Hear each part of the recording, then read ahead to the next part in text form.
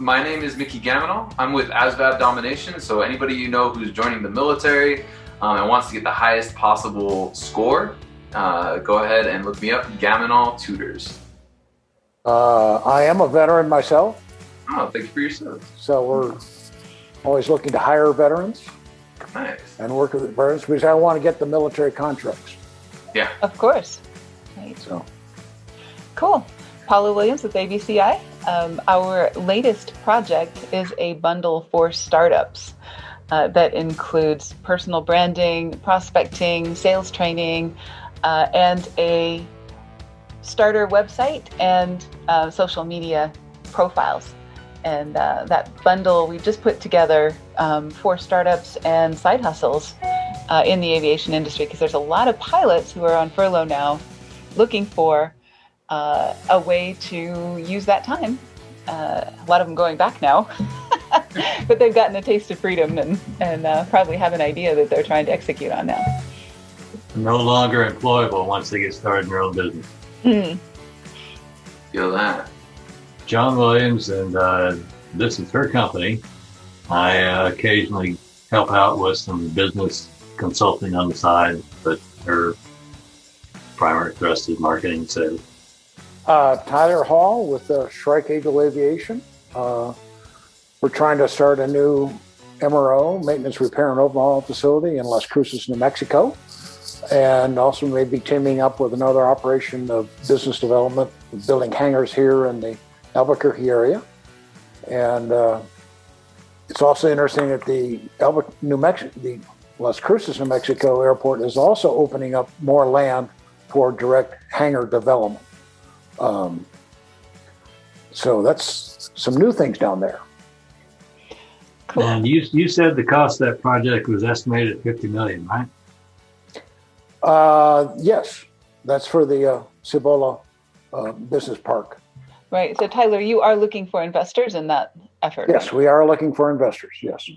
Fantastic. And our thing could be bigger with all these hangar development things. I mean, you realize that Gulfstream is making lots of airplanes, and you got to put them someplace. You got to go in a box. Right. No, they don't go in a box.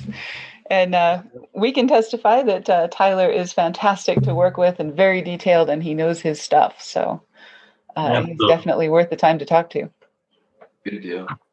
Cool. Yeah, it sounds like you're plugged in, and it's kind of leads us right into the book, right? It's basically the last step is creating opportunities to close.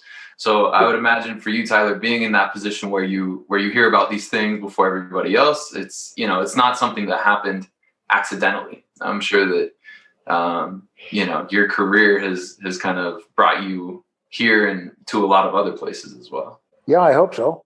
Right. I'm not ready to quit. I've tried that. That's not very good. So. Yeah. Cool. So just to talk a little bit about the book. So it is Secrets of a Master Closer, the 8-step roadmap. It says a simpler, easier, and faster way to sell anything to anyone, anytime, anywhere. Last month we talked about kind of like opening a sales call. This month is a lot more about closing the sales call. Exactly. So we kind of got the bookends there. Okay. Exactly. Right. So initially it's like taglines, the Big Al's book, Building Influence and Rapport, is about using lines that relate to people and kind of get people on your side, building trust, rapport, that sort of thing. This one is more about executing a sale. And even though it does have a chapter on introduction and a chapter on presentation, the ultimate goal of all of it is to close. So that is one thing that I thought this book did really well, is it was very close oriented, where a lot of books I think tend to skirt that. They try to just say, oh, if they don't trust you, if they don't believe you, how to make friends, that kind of thing. But this one is about like not necessarily manipulating your prospect, but getting them to the point where they're ready to execute that sale. So I really did enjoy that part personally. There's a statistic somewhere, which I don't recall, but know that the majority of sales that are not made are simply because the salesperson did not ask for the sale. after the presentation. Didn't ask for the.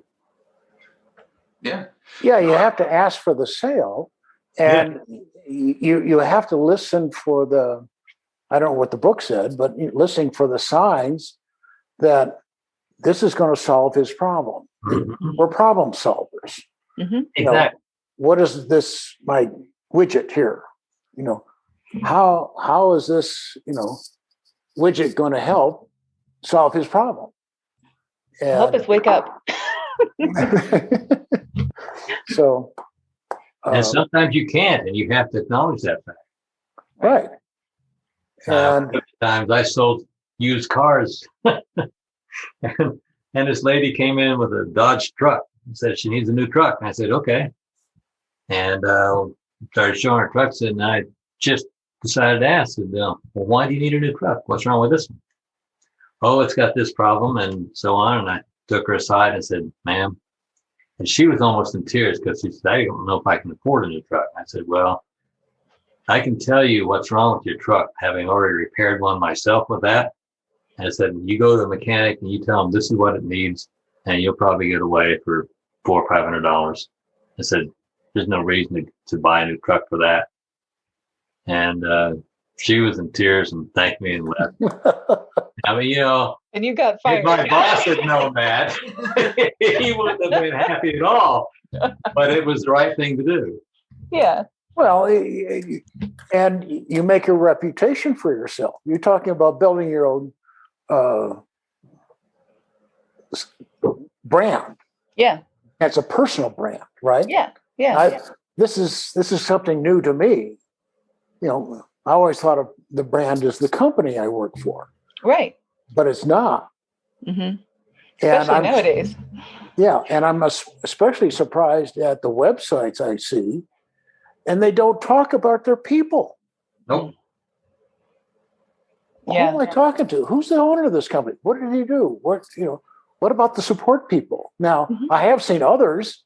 They got a whole long list of people with resumes on each one. Yeah. Okay. Right. I don't need to talk to the CEO. I need to talk to the CFO or the COO or the senior sales guy or whomever. The senior sales guy,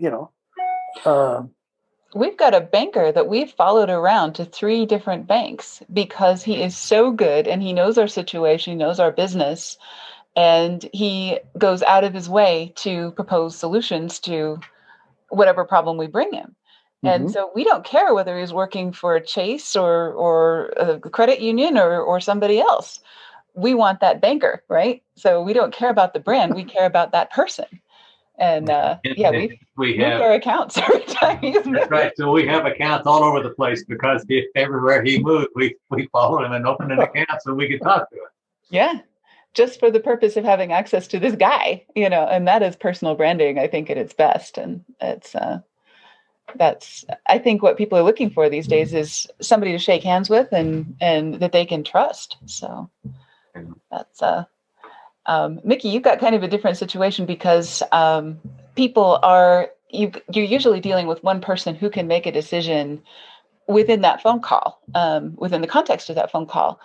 And Tylor, you're on the opposite end of that spectrum because usually when you're looking for investors and things like that, it is months or years before they have all the information and their budget arranged and the people that they need to get approvals from. And, it's just kind of this phone call versus 8 months from now is the range of sales processes, I think, on this phone call, which is really cool. Yeah, absolutely. 9 times out of 10, my people are just they're just waiting to hear something special. And reading these books helps me figure out what that thing is. But I'm not at the point where I can close anybody anytime yet. But one day I'd like to get to the point where I can work through the gatekeepers, right? And start making bigger sales, higher impact sales, where, your entire salary is dependent on, just this one or 2 sales per year. And that would be, I feel like that would make it easier and harder at the same time, but definitely would make it focused as opposed to kind of taking sales calls all day long and checking your success rate, but it doesn't really amount whether you close or not. Mm-hmm. So one day I'd like to get closer to that side. What do you think of going through the gatekeepers, Tyler? Well, the gatekeepers, you've got to find a way to get your message to the person behind that gatekeeper. And the more senior the people are, the more gatekeepers that there are in front of you. And I don't know, I don't have the magic, bullet that gets to that, but you got to find a way to get something to them. And there's one investor we've contacted up in Colorado, and I've done some background research, and I'm going through somebody else, but I got the word that I don't want to look at a 50-page presentation. I want it in 2 or 3, 5 pages at the max. Yeah. And so that was good information for me. So in my email I sent to him, I says, you need to go to page 4 and you'll get the summary synopsis, quick little summary. And over here on page 14 is the spreadsheet. This is the numbers. Mm-hmm. Here are the numbers. And in other words, they condense this 50 pages of something to 2. Yeah. Hoping to get his attention. Right. And you've got both kinds of people, because I want to know the whole story. So I want the 50 pages and John wants the spreadsheet, and that's it. And I will send you the spreadsheet, John, and you'll get the 50 pages. Oh, yeah, I like the executive summary before I dig into it. And that way I can down and do a piece here and go there. to page 4 and page 14. You got the executive summary. Yep. Yeah. One thing go ahead. One thing I really liked about Michael Kaplan's approach was the cards. He wrote index cards of all of the different approaches he had ever heard of, and then he tried them. I guess he was in a business where he had a high enough volume that he could actually put check marks on each card, every time it was good, bad, or ugly, So he did kind of a scientific approach to all of the different approaches and all of the different objection handling and everything else. And I don't know how he was managing all these cards on his desk, because that, to me, would get in the way of having a conversation. I just need to throw all that out and have it in my head. And by that time, I'm just having a conversation with a person, because if I had all those cards on my desk, I would just go nuts. But I'm glad he did it, because then he can show you, here were the best performing approaches in each category. And he put that in the book. And so that's cool. But I'm glad I don't have to do it. My favorite approach is to talk to somebody and figure out their problem and show them that I can assist with that, whatever it is. Yeah. And then have them say, how do I sign up? Yeah. Have them ask for the sale. Yeah. Because then you got them, because they understand what you're selling and they know they need it. Then they come to you. Right. I think in the aviation industry, a lot of times it has more to do with their timing and their circumstances than it does with anything that I could say as a salesperson. So a lot of times a lot of the closing techniques that they have in the book anyway are kind of not appropriate for where we are. I can usually just ask people, what do you think our next step should be? And let them dictate it. And that's usually the best closing approach for me is, okay, you've agreed with everything that we've talked about so far. That's great. What do you think our next step should be?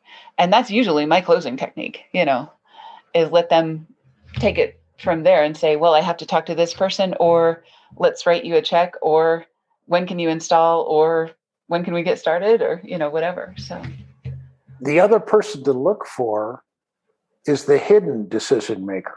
Yep. Mm-hmm. I was on Facebook yesterday, and a guy's looking for somebody that he can charter a 421 from Wichita and take the family to Florida, because the wife didn't like little airplanes,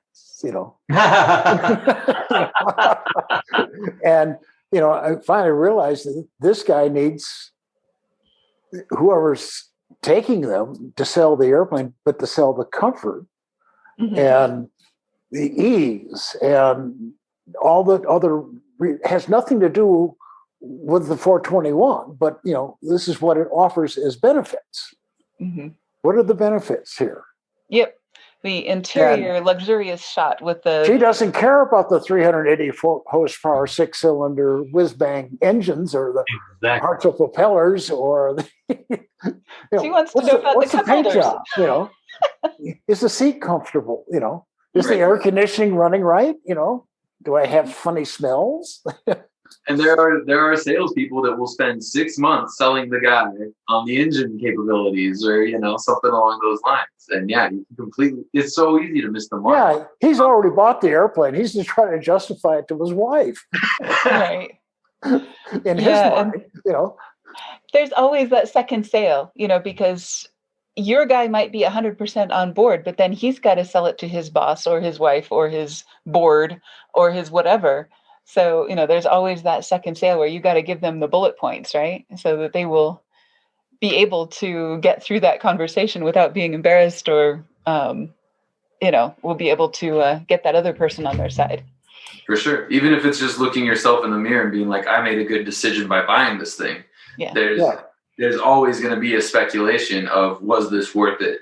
So, as much as you can close that first time around, you got to deliver. For sure. You got to come through with something worthwhile. I saw another picture of a guy bragging about he's taking his family in the brand new airplane to wherever, that 4 or 5 hour flight away. And I realized the picture he made shooting back in from the cockpit, all his kids had their iPhones and their iPads and, they are, leaning back and, everybody's chilled out in the back. And this is an opportunity to upsell him and say, you may really need this internet connection thing to the satellite above you to keep your people in the back happy. They can watch the movie and this is the new technology, which we now have from the avionics side of it. And, it's also highly secure. Yeah. If it's a business person. Yeah. Yeah.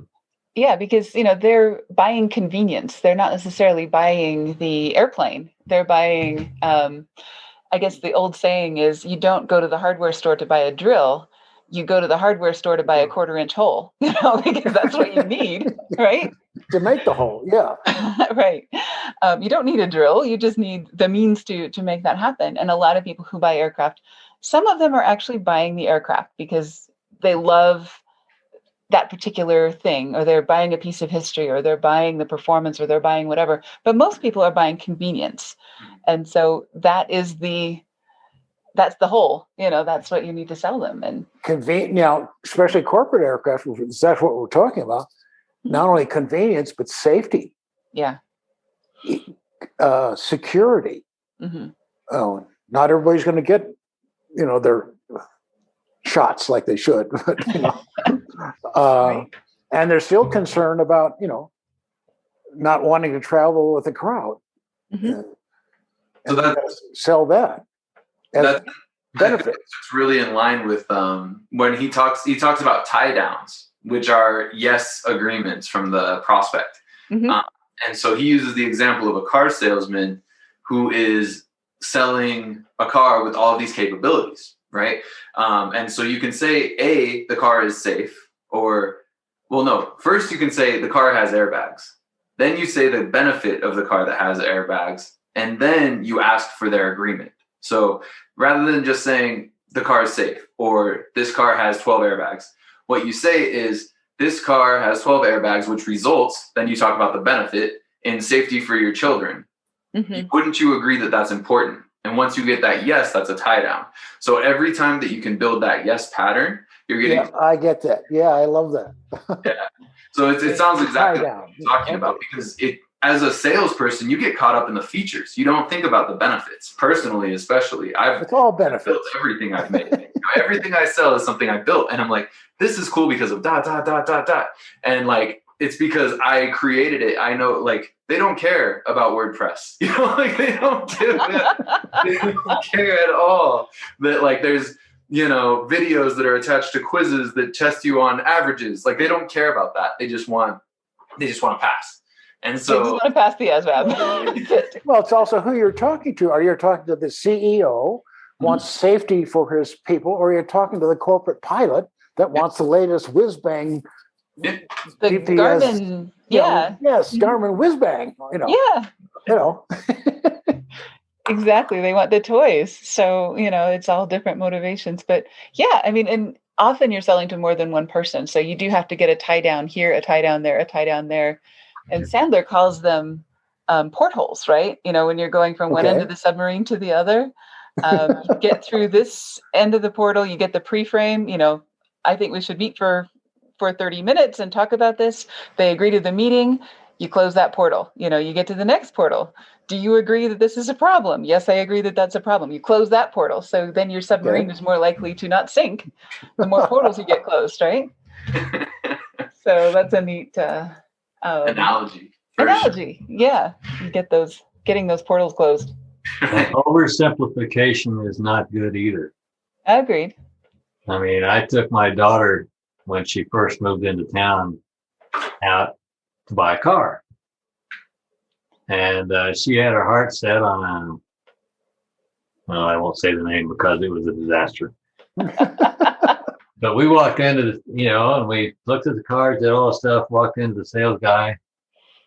And he says, well, there's nothing I can say. These cars sell themselves. And I thought, I didn't say it, but I thought, really? Where's the vending machine I put money in to get the keys out? I don't need you. And we left, and we stood up and looked at her, and we walked out, living there with his mouth hanging open. And she would have bought the car. But he told her no. Pretty much, yeah.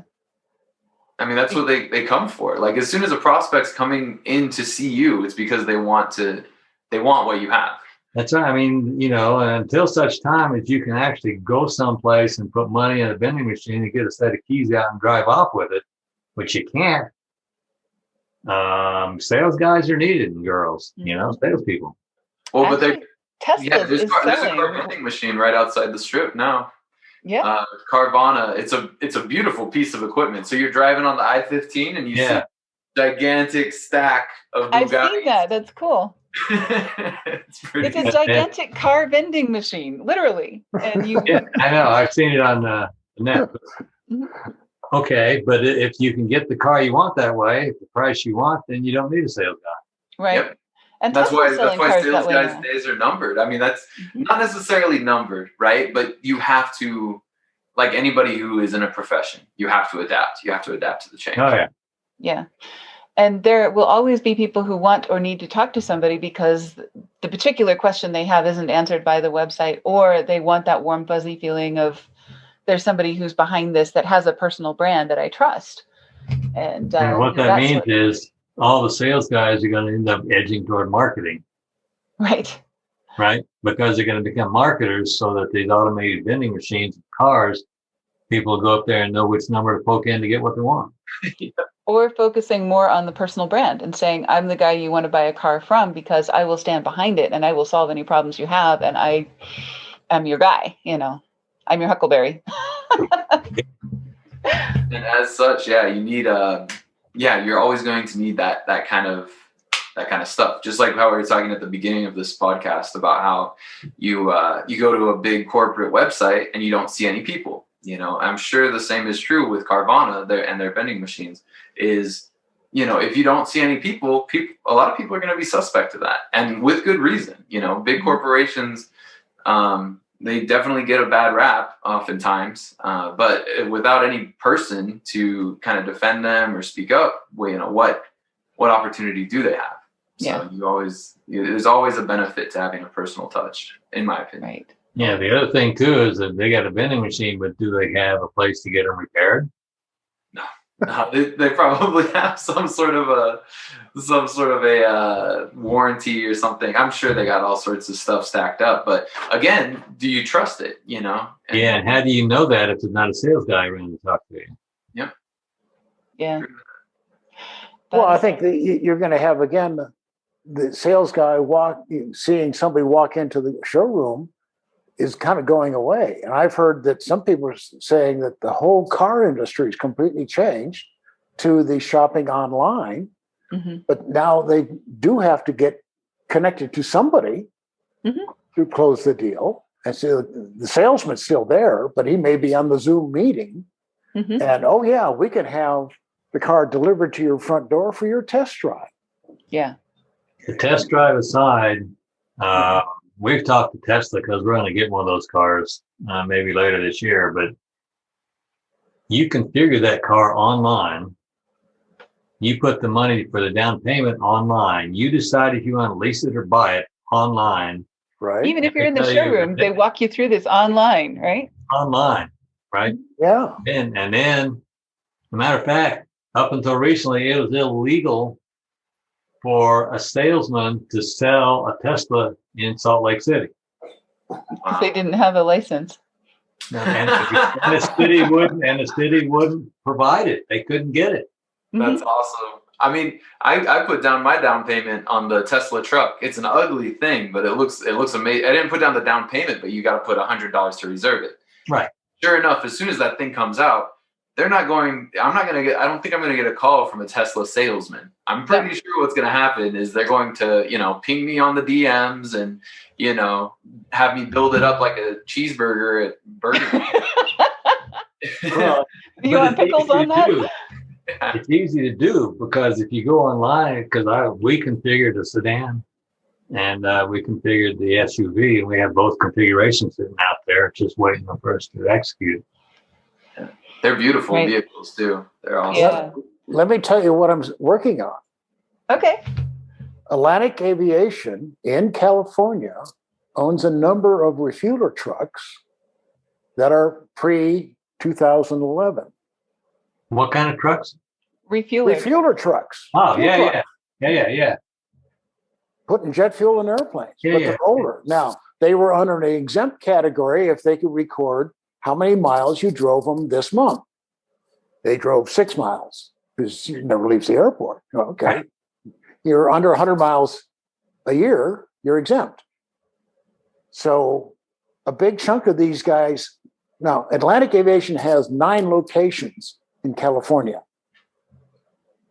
And they have 40, 50 trucks. Yeah. They may have to get rid of by next January 1 of 2020, 2022. Why are they getting rid of them? Well, they have to get them out of state. They cannot use them. They have to shut them down. Yeah.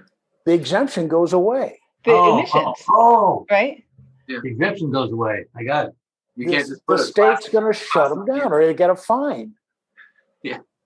Well, I got a way. We figured out how to take that diesel engine out of that that DT466 and replace it with an electric motor.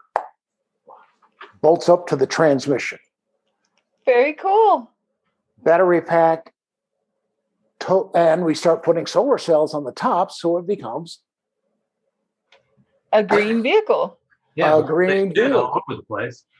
Well, congratulations. That is so much better than taking them to Mexico and selling them. It would be the we're going to do that with some of them too. But yeah. It'll probably be about 50-50 because somebody's got to make a new fueler anyway. Oh my gosh. That's still pretty cool. You're basically on the cutting edge of the. Yeah, and these are not high usage vehicles. We're not driving 400 miles on electric power.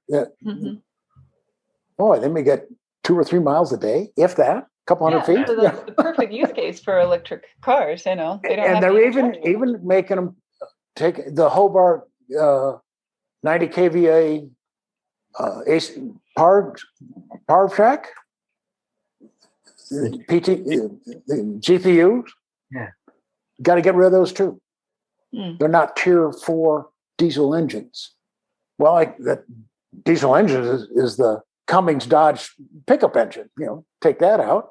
And I was talking to this guy. Oh yeah, all the people in this company have electric cars. They've all modified their own because they get the parts at cost. And he says, I converted my GMC 1-ton to electric. Mm-hmm. Yeah. And, oh yeah, I mean, that's a 750 avgas truck. Yeah.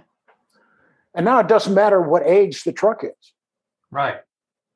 These things don't wear out. No. Not at 4 miles. Fantastic. Oh, I've seen a 30-year-old truck with 16,000 miles on it. Yeah.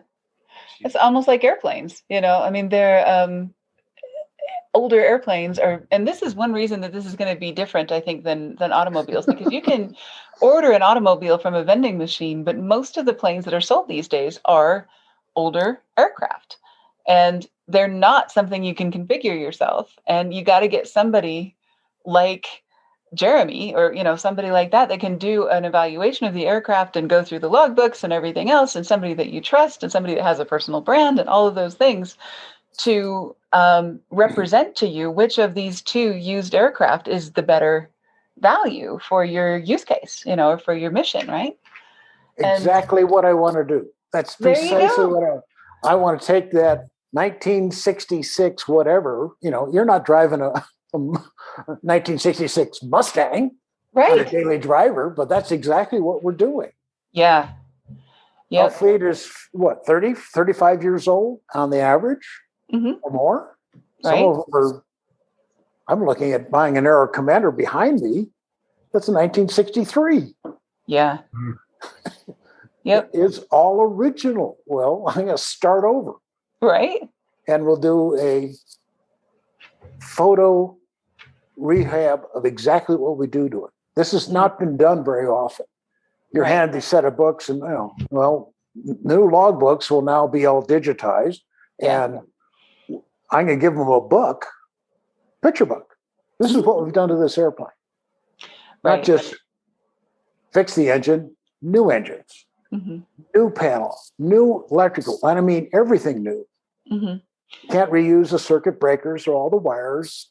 All the LED lights would be all brand new, and the latest whiz bang, and the latest comfort aspect of it. Yeah. The early airplanes didn't have any air conditioning. Well, now we can put air conditioning in everything. You wouldn't buy a car today without air conditioning. You can't buy a car today without air conditioning. Right. Well, and that fits into this, I mean, the idea that you have that we've talked about before of following an aircraft all the way through its renovation and showing people pictures of every step of the way, that is such a credibility builder, and then you can show that to somebody else and say, this is what we're going to do to your airplane. And, I mean, that's just such a better sales approach than twisting somebody's arm, and using some of these. And that's the one downside, I think. I wanted to just give this is what I hate about this book. And that is some of the closes are so old and creaky and cheesy that people will see them coming a million miles away and feel insulted that you tried it on them, So that's my warning with this book, is just some of these things, you got to think about them and not use them verbatim, because they are just so a tactic known as a tactic blown, and some of them are just over the top. And I'm sure, Tylor, you've probably heard everything that can be done as a close, from people trying to sell you something. And selling an airplane, you're selling usually to a pilot. Yeah. Even though it may be the corporate plane, it's, the pilot's been tasked to go find one. Yeah. And I could see us going to Oshkosh with 4 or 5 airplanes all ready to go. And in fact, I did see that at Oshkosh one year. The guy had 3 aircraft they'd restored. Yeah. And fresh paint, interior, engines. They look gorgeous. Yeah. They sold immediately. And he wasn't a hard sell. Yeah. He said, you want to look at this? Here, get into it. Feel it. See whatever we've done to this thing, and come ask me some questions. Mm-hmm. Let the airplane do the selling. Yeah. And you And can always ask for the sale. I mean, in a respectful way, I have no problem with that. But it's just some of the wording that they used, and it could be. There are some people who can say anything and it sounds perfectly fine. And then there's some people that make just about anything sound insulting. So maybe that's the problem, is that I've heard it from people on the phone, some of these phrases, and it just, yeah, really? You're going to try that one on me? I don't think so. But, it could be just a style thing. I don't know. I kind of like some of the cheesy stuff for sure. Like I feel like one of them that stood out to me is something I've heard and being like, okay, this guy's clearly trying to sell me. Right? Is if money weren't an issue, would you want to buy this product? Yeah. And I feel like that's a safe statement. On the one hand, I mean, from a seller's perspective, if you say that, you're going to get a lot of pretty good information. Yeah. But you have to say it sincerely. I think you have to say it assuming that the sale is blown, right? And now you're just having a conversation. Yeah. If you say that with the idea that, well, whatever they say, I'm just going to refute, that is going to, that can be smelt, right? And that's where, okay, this guy's just trying to get my cash. Yeah. So I think the cheesiest one for me was the thermometer close. Where are you today on a scale of 1 to 10? Where are you on this sale? That's just been used so often. And then the follow up to that, what would it take to get you to a 10 today? It's too much. That's a hard sell. Yeah. To me, in aviation anyway, that wouldn't work. What do you guys think? You have to find out who all the decision makers are and who are you talking to. Yeah, that's true. You have to use it. If you're going to use that, you have to be on the top guy. The top guy. Does it sound insulting to you, though? I mean, does it sound, I don't know what the word would be. It's just, I guess I've heard it so many times from people trying to sell me something that, to me, it's kind of a turnoff. But that could be just a personal opinion. Now, some of the people you've heard, though, I've heard, and those people had no class. Maybe that was the problem. But they were just doing it, and they didn't really care. Yeah. So they came across almost snide. As callous or stop wasting my time. I don't really care about you. I just want to know where we are in the sales process. So I want to know how much more time I should be wasting with you before I move on to the next guy. I mean, that was kind of the way I felt about that one. But so I would never use that one personally, but there were some good ones in there. Yeah, no, definitely a wealth of knowledge. I mean, every single chapter has 12 exercises at the end where you write your own objection barriers and methods for gathering leads and all through the sales process. So, well, another way of getting to where they are in the process is asking questions. Yeah. You're not demanding an answer. Do you want this airplane? No. No. It'd be better for me if you got it today.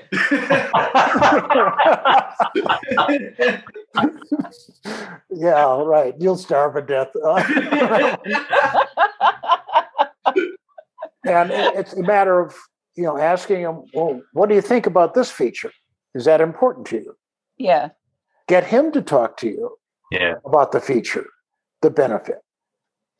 Yeah. And he'll say, well, no, that's not terribly important. I really want to know about this feature. Right. And that might be the problem that I had with it was so unspecific. Do you want to buy this airplane today?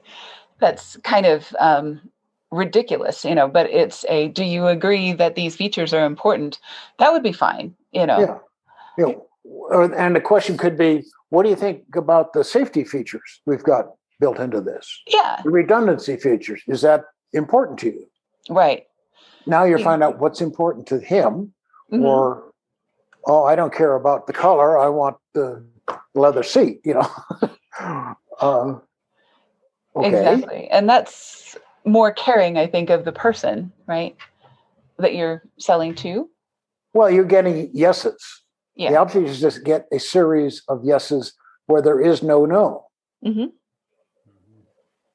Exactly. I think that's absolutely right. Cool. Well, I think that's a good place to end it. As far as it really is kind of what you guys said in the beginning, putting the client first. Let me ask you, Mickey, where are you located? I'm here in Vegas. Oh, okay. North Las Vegas. Let me know if you come by. I'll buy you a drink. Okay. Probably not coffee. Cool. So what we do at the end, we just pitch out. So I'll go first, and then Tylor, it was nice meeting you. Anytime you want to hit me up, feel free. If you find yourself in Vegas, especially. Right. Okay. Or if you know anybody in the military that needs some help, that makes you really good at helping people get into better situations if they are in the wrong job. Yeah, true that. So my name is Mickey Gaminal. If you are joining the military and want the highest possible score on the ASVAB, look me up, gaminaltutors.com. Paula Williams, ABCI. We help aviation companies sell more of their products and services. And all I can say is even what she said. And I'm Tylor Hall with Strike Eagle Aviation, trying to build the best aviation maintenance company around. Highest quality. That works. Well said. Good. Thank you very much. I really appreciate the time. Hey, thanks for coming. I hope you can come in 2 weeks. Well, it's a little more free flow. This one we followed a book, but every 2 weeks it's a book, and then I'm not a sure. Non-book topic. The non-book, right. Yeah, it's kind of like a information seeking type deal, rather than let's talk about this specific book. In 2 weeks, I may be really busy moving, so Good for you. I can't guarantee it, but I love working with you guys. And John, I do want to talk with you. Okay. Why don't you give me a call when you get off the phone? All right, sounds good. I'll call you right away. Thank you. All right. I know how to take it.